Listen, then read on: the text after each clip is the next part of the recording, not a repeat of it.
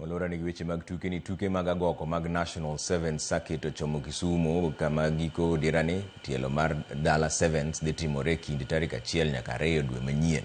Tuke go dhi bedo mamboleo mana juma achiel kende bang' rumo tuke mag Prince Louis Sevens. Kambi mar KBL osiro tuke go gi sir mar siling milion 1.5 mabiro konyo Ikruok kod bago tuke go eko. Kisumu RFC odhi nyime gi Ikruok kaka weg pacho ka gin gi geno ni wang'ni gidhi timo maber mopogore gi higa mokalo.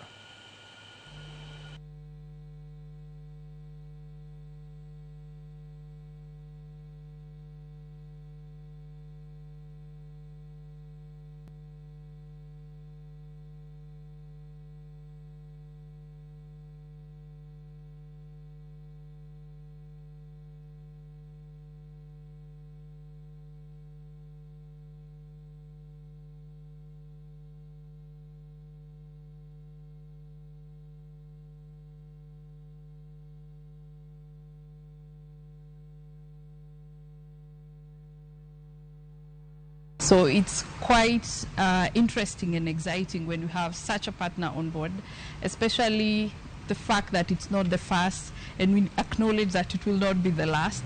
This shows that the game is growing, and that dala also is growing, because Kisumu people are welcoming. Kisumu people are vibrant, full of energy, and the strategic location that Kisumu is placed in the region, it makes everybody wish to come and just have an experience out of the city and out of the normal hustle and bustle.